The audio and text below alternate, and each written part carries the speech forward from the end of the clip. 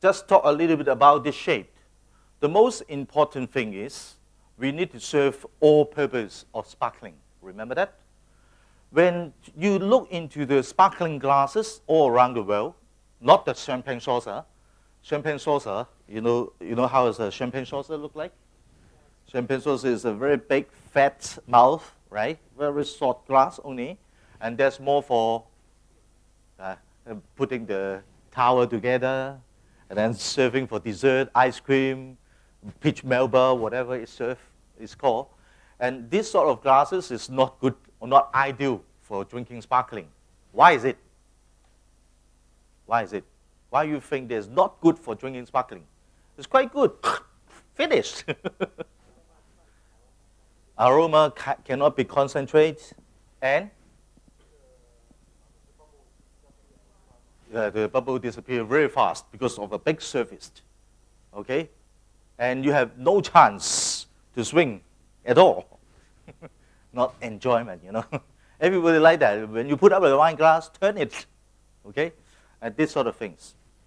Now, that's why when you look into the tube glass, being that we call the champagne flutes, right? Tube glass. This sort of tube glass, either you see a very straight line, or you see a bowl shape. The full body, as I mentioned, the decantable sparkling, that you need to have a bigger bowl, because you want the aroma to evoke stronger, better, and more fragrance that you can enjoy. For the simple, easy sparkling, like most of the Prosecco, like Cava, like General Champagne, like the non-vintage champagne, they're all enjoying within 7 years. They're all young, fresh, crispy, sparkling. Now, for sparkling, how much you pour? For the tube glass, for the champagne fruits, how much you pour? Or for a glass of sparkling, how much you pour? 70%? 80%? Something like that, right? Why you have three quarters at least, right? 75%. Why you pour so much? Why you pour so much? See the bubble, very good. The French, when they develop champagne, they put so much effort, the méthode champenoise, to do all this bubble inside the wine, because they want you to enjoy the wine with those bubbles. Right? That's true, right? That's why don't forget that. If you have any chance drinking the wine from this tube glass, the champagne flutes, and enjoying a young, cheerful champagne or sparkling, don't turn your glass. Don't turn your glass. The fragrance, the flavor from the wine, it will come with the bubble naturally. You don't really need to hold the glass and then turn and turn and turn. Every time you turn, you lose some bubbles. Every time you turn, you lose some bubbles. Okay? That's for the straightforward, simple, non-vintage, easy drinking sparkling wine. That's why in here you can see that from us. If you are using this glass, you want to enjoy a crispy, easy, running sparkling, you pour 150, like regular, everybody pouring. When you pour 150, it's up to here. We get a measure as well. Okay? If you have 150, it's here. You don't need to swing the glass. And look at our design. The opening is really, really tiny small. That's why you try it with yourself. You put the nose there. Your nose is covering the whole surface. And then you get all the aroma, bouquet from the wine. Try it again. Now, don't forget that when you nose wine, you always sniff in. You never get the air out. If you want to get the air out, take away the glass before you do that. Otherwise, you will see this. When you see the water condensation, that means you do it wrong. Okay? When you want the nose wine, you just sniff in. Okay? Now you see that this glass design is really concaving all these aromatic agents to this little opening. Now, this is the other sacrifice that I need to give. Is my design of this opening is smaller. It's 2 millimeters smaller. By this 2 millimeters smaller, the glass look much better, first. Second, the function is very significant.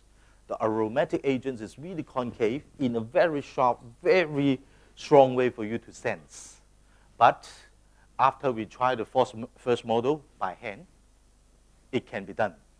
But by machine, it can't be done. Because the stick going in cannot come out. That's why our opening need to turn 2 millimeters wider, a little bit, but still functioning, but not as a perfection as our original design. Okay, just to let you know that how difficult that when we are doing wine glass design. We need to try every single angle. We need to try every single thing that how make it work.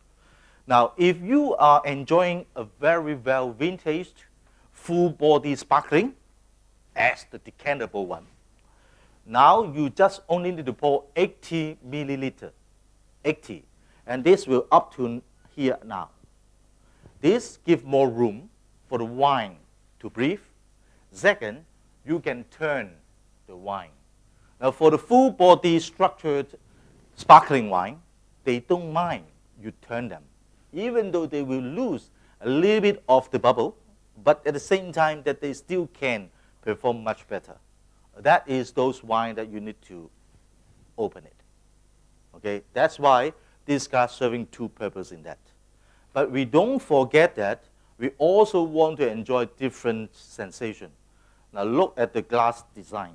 This is really tall bowl, one of the highest sparkling glass you can find. Talking about the bowl itself, not the legs, not the stem, but the bowl itself. And when you drink it, if this is a full body, mature, powerful sparkling, you really need to turn your head a little bit outward, then you reach your mouth and this opening. Now this opening is encouraging fruitiness. When the wine comes to the tip, it is not go straight to your tongue. It will open. The wine is not running like a steam. Instead, the wine comes to the mouth area and they open it, diversify it.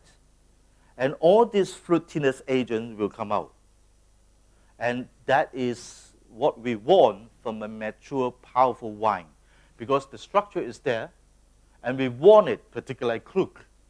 It's very strong, tannic sparkling.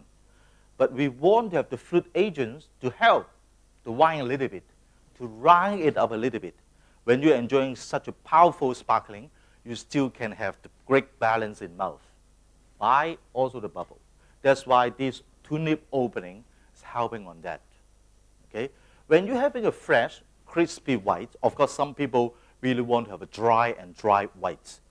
But we always welcome a kind of fruitiness at the back to balance it as well. But if you pour 150 up to now, up to here, that you reach your mouth right here, not turning the head a little bit further, then the fruit agents is come just a little bit. And you have a sufficient crispiness, rightness. Even though now on, you don't turn the glass, you don't swing it, you just go straight with whatever we want to drink. You'll find that, okay, crispiness, but a lot of fruits. Although the fruit agents is already coming out because the volume is low. Okay? But the sharpness and the spiciness is also there. Now you swing the glass a little bit like in an old vintage wine. Okay? The bubble doesn't come out a lot. And you can sample it again. Slowly. You'll find that the fruit agent is much more. This time, take the wine slowly. You'll find that the fruit agent is much more. It's much palatable, much powerful structure in the mouth.